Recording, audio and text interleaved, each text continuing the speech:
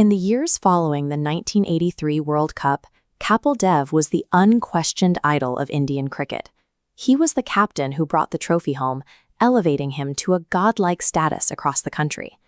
Then, in July 2000, income tax officials descended on his homes, offices, and hotel rooms.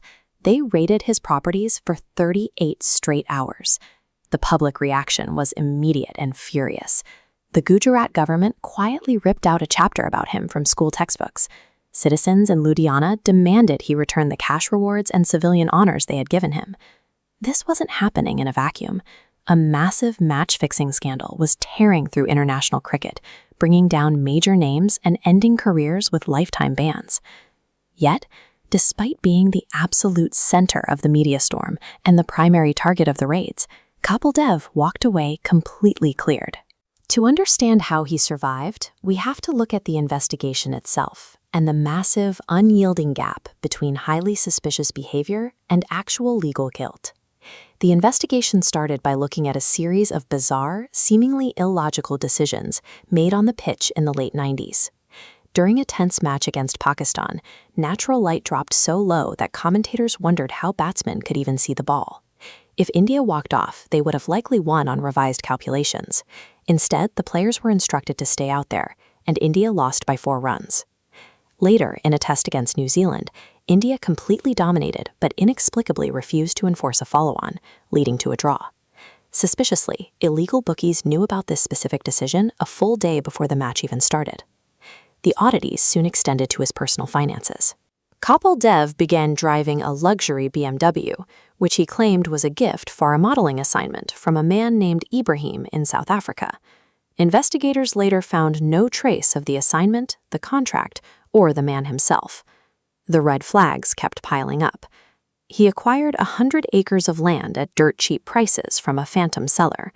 Then, during a raid on a businessman's house, police found a diary listing 83 lakh rupees in cash next to the initials KD. A furious public was eager to connect these dots into a damning narrative.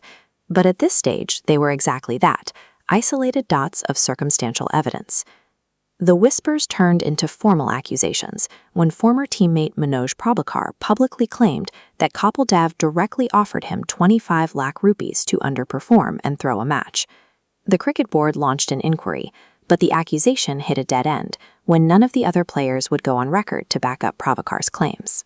Frustrated by the silence, Prabhakar partnered with journalists from the investigative outlet Tehelka. They strapped on hidden cameras and went door to door to catch these teammates in a lie. The undercover footage was explosive. Key figures in Indian cricket were caught on tape admitting the fixing rumors were real. When asked why they stayed quiet, they pointed to the massive political power Kapil Dev wielded within the cricket board. When those tapes were broadcast across the country, it forced the government's hand. The state launched Operation Gentleman, pulling local police, income tax officials, and the Central Bureau of Investigation into a coordinated crackdown. The sting operation had effectively convicted him in the court of public opinion. Now, the state had to prove it in a court of law. In October 2000, the CBI submitted its final sweeping report on the match-fixing scandal. The Bureau successfully nailed several other players, establishing undeniable, direct financial links between their bank accounts and illegal bookies. But when investigators tried to apply that same legal standard to Kapil Dev, they hit an immovable wall. Looking at this evidence map, you can see the problem. The BMW, the land deals, and the cash were undeniably shady. But tax evasion or hidden income is a different crime than match-fixing.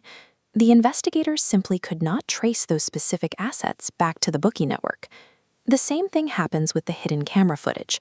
Off-camera teammate gossip might make for great television, but legally it is classified as hearsay, not actionable evidence of a crime.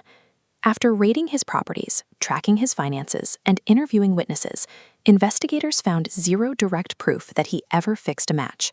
They were legally obligated to issue him a clean chit. The investigation shows exactly where the limits of the justice system lie. A mountain of circumstantial smoke and hidden cameras is more than enough to secure a conviction from the public, but the court of law demands an undeniable spark of direct proof.